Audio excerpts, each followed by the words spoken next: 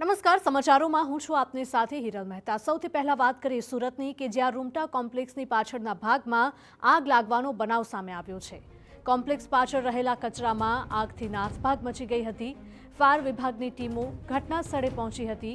આગને કાબૂમાં લેવાના ફાયર વિભાગ દ્વારા પ્રયત્નો હાથ ધરવામાં આવ્યા। આપ જોઈ શકો છો કે આ બિલ્ડિંગમાં કે જ્યાંથી ધુમાડો નીકળતો જોવા મળી રહ્યો છે। રૂમટા કોમ્પ્લેક્સની પાછળના ભાગમાં આગ લાગવાનો બનાવ બન્યો હતો।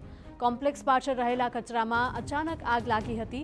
જો કે આગ કયા કારણોસર લાગી તે કારણ જાણવા માટે તપાસ પણ કરવામાં આવી રહી છે, પરંતુ તે પહેલા આગને કાબૂમાં લેવાના પ્રયત્નો કરવામાં આવી રહ્યા છે।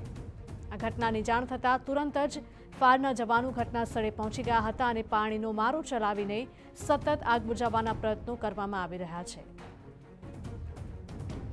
ફાયર વિભાગની ટીમો ઘટના સ્થળે હાજર છે અને આગને કાબૂમાં લેવાના ફાયર વિભાગ દ્વારા પ્રયત્નો કરવામાં આવી રહ્યા છે।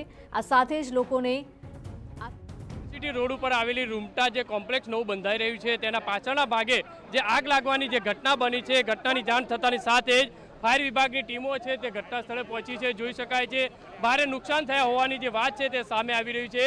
જે રીતે રૂમટા આ જે કોમ્પ્લેક્સ બની રહ્યું હતું તેના પાછળના ભાગે વેસ્ટ જે માલ જે પડેલો હોય છે તેની અંદર આગ લાગવાના કારણે અનેક નુકસાન થયાની જે વાત સામે આવી રહી છે। અત્યારે ફાયરની ટીમો છે। સાહેબ, શું ઘટના બની હતી? ભાઈ આગ ઓલાવા દો ને ઘટના લાગી હતી, મને પહેલા લાઈન મારી લગાવી દેવા દો, પછી કહું તમને શું। જે રીતે દ્રશ્યોની અંદર જોઈ શકાય છે કે ફાયરના અધિકારીઓ છે તે અત્યારે આજે પાણીનો મારો ચલાવી અને આગ ઉપર કંટ્રોલ મેળવી લીધો છે। પણ જે રીતે આજે નવા બંધાયેલા રૂમટા જે કોમ્પ્લેક્સ છે તેની અંદર પાછળના ભાગની અંદર જે આગ લાગવાના કારણે જે કોઈ મોટી જાનહાનિ છે તે ટળી છે। કારણ કે જે નવી બંધાતી હતી તે બિલ્ડિંગ અત્યારે જોઈ શકાય છે આ જે આગના જે દ્રશ્યો છે તમને જે જોવા મળી રહ્યા છે અત્યારે અહીંયા હજી પણ આગ છે કે ભભૂકી રહી હોવાની જે વાત છે તે સામે આવી રહી છે। જેમ જેમ નીચે જે ગેસ લાઈન હોવાની પણ જે વાત છે, અત્યારે ફાયરની જે ટીમો છે સતત જે પાણીનો જે મારો ચલાવી અને અત્યારે આગ ઉપર કાબુ મેળવવા માટેનો સતત જે પ્રયાસ છે તે કરવામાં આવી રહ્યો છે। હજુ પણ જોઈ શકાય છે કે એલિવેશન જે જોવા મળી રહ્યું છે, એલિવેશનની અંદર આગની જે જ્વાળા છે તે જોવા મળી રહી છે। સુરતની અંદર અવારનવાર જ્યારે આગની ઘટના બનતી હોય છે ત્યારે અફરાતફરીનો માહોલ છે તે સર્જાતો હોય છે।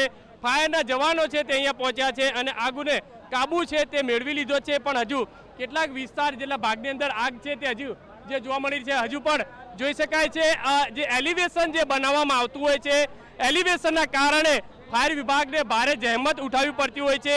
જ્યારે મોટી ઘટના બનતી હોય છે ત્યારે અનેક લોકો ફસાવાની જે ઘટના અગાઉ બની ચૂકી છે, છતાં પણ ફાયર વિભાગના અધિકારીઓ, મહાનગરપાલિકાના અધિકારીઓ જે છે તે જાગતા નથી। કારણ કે અનેક કોમ્પ્લેક્સોની અંદર જે રીતે એક્ઝિટ જે ગેટ હોવો જોઈએ, એક્ઝિટ જે બારી હોવી જોઈએ, જે ન હોવાના કારણે આ રીતની સમસ્યા છે તે સર્જાતી હોય છે।